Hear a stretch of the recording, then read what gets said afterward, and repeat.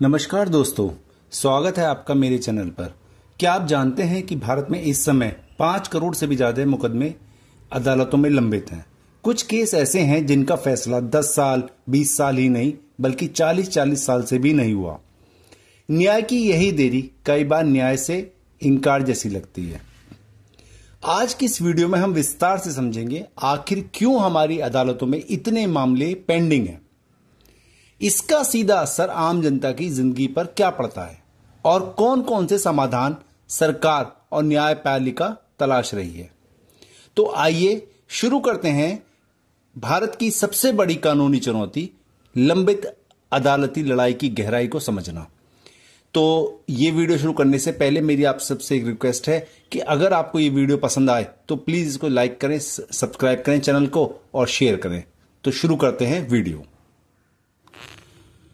भारत की लंबित अदालती लड़ाई, कब मिलेगा अंततः न्याय? न्याय में देरी न्याय से वंचित करना है। न्याय में देरी एक राष्ट्रीय संकट है। भारत की न्याय प्रणाली एक गंभीर चुनौती का सामना कर रही है। 5 करोड़ से अधिक मामले विभिन्न न्यायालयों में लंबित हैं। यह आंकड़ा देश के हर नागरिक के लिए न्याय की उपलब्धता पर गंभीर सवाल खड़ा करता है। कुछ आंकड़े मैं आपके सामने पेश करता हूं। सुप्रीम कोर्ट में, जो हमारी सबसे बड़ी कोर्ट है, उसमें 86,700 प्लस मामले लंबित हैं। हाई कोर्ट पूरे इंडिया की 63.3 लाख मामले लंबित हैं और जिला अदालतों का तो बहुत ही बुरा हाल है। जिला अदालतों में 4.6 करोड़ प्लस मामले लंबित हैं। तो आप समझ सकते हैं कि देखो कितने बड़े स्तर पर मामले लंबित हैं। इस पर हमारी राष्ट्रपति द्रौपदी मुर्मू ने इस स्थिति को ब्लैक कोर्ट सिंड्रोम कहा है, जहां लोग न्याय पाने के लिए अदालत जाने से भी कतराने लगे हैं। यह दर्शाता है कि हमारी न्याय प्रणाली में विश्वास कम हो रहा है, जो लोकतंत्र के लिए खतरनाक है। एक चौंकाने वाला उदाहरण, 70 साल से भी लंबित मामला, समझ सकते हैं आप लोग, बलराम कश्यप बनाम भागीरथी गंजू केस। यह मामला भारतीय न्यायिक प्रणाली में देरी का एक ज्वलंत उदाहरण है। झारखंड के खूंटी सिविल कोर्ट में 1951 से एक संपत्ति विभाजन का मामला लंबित है। 70 साल से अधिक समय बीत जाने के बाद भी इस मामले में अंतिम न्याय मिलना बाकी है। शुरुआत कब से हुई इसकी? 1951 में खूंटी सिविल कोर्ट में विभाजन का मामला दर्ज हुआ। हाई कोर्ट का इसमें इंटरफेरेंस हुआ 1971 में। 1971 में हाई कोर्ट ने इस मामले में फैसला सुनाया, लेकिन निचली अदालत से अंतिम आदेश अभी भी प्रतीक्षित हैं। इस मामले में देरी के कई कारण हैं। रिकॉर्ड के रखरखाव में त्रुटियां हैं। कई बार तारीखें दी गई लेकिन सुनवाई आगे नहीं बढ़ी। न्यायाधीशों और वकीलों का स्थानांतरण, क्योंकि 70 साल तो बहुत लंबा पीरियड होता है, सब चेंज हो जाता है। यह केस न केवल एक परिवार की गाथा है, बल्कि यह दर्शाता है कि कैसे एक साधारण मामला भी दशकों तक खिंच सकता है, जिससे न्याय की अवधारणा ही धूमिल हो जाती है। 30 साल से अधिक पुराने 62,000 से अधिक मामले हाई कोर्ट में लंबित हैं। यह केवल 1-2 मामलों की बात नहीं है, यह एक प्रणालीगत समस्या है।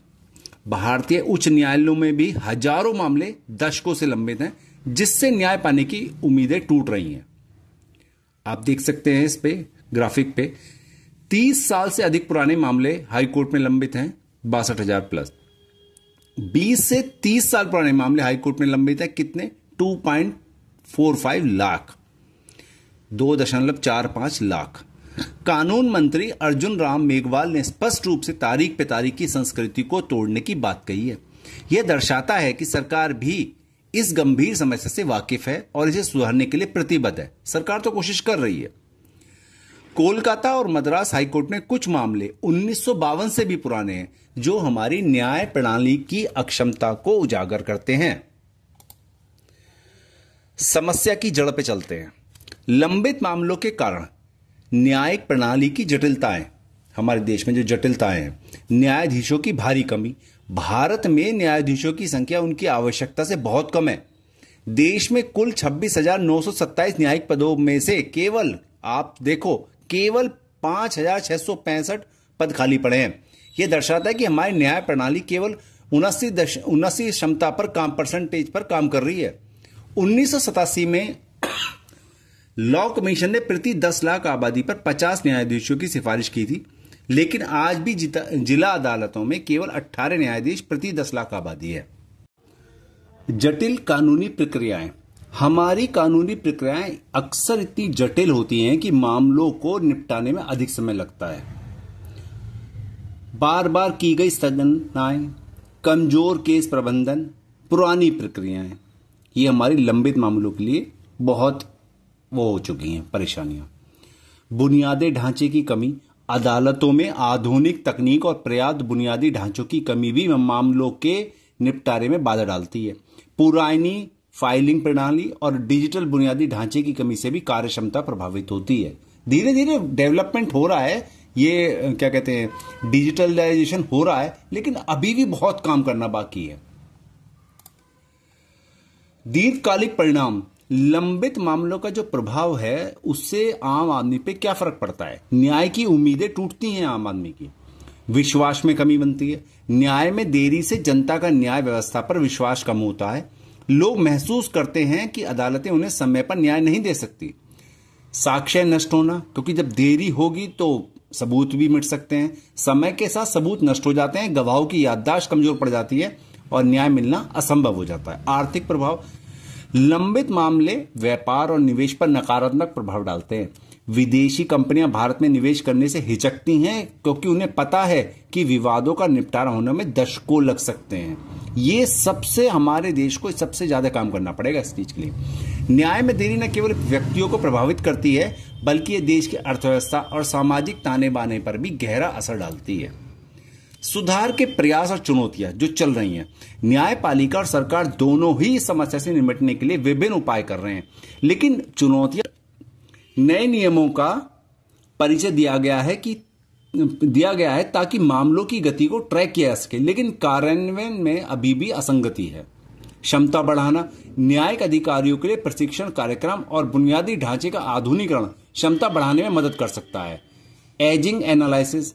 उच्च न्यायालयों में एजिंग एनालिसिस और क्लबिंग ऑफ केस जैसी पद्धतियों से कुछ पुराने मामलों का समाधान किया गया है। न्यायाधीशों की नियुक्ति प्रक्रिया में तेजी लाई गई है, लेकिन रिक्त पदों की समस्या अभी भी एक बहुत बड़ी चुनौती बनी हुई है हमारे सामने। भविष्य की दिशा। वैकल्पिक विवाद समाधान जो करता है न्याय की नई राह देता है। पारंपरिक अदालती प्रक्रियाओं के बोझ को कम करने और त्वरित न्याय सुनिश्चित करने के लिए वैकल्पिक विवाद समाधान एडीआर के तरीकों को बढ़ावा दिया जा रहा है। राष्ट्रीय लोक अदालतें 2021 से 2025 के बीच इन अदालतों ने 27.5 करोड़ से अधिक मामलों का निपटारा किया, जो एक बहुत बड़ी सफलता है।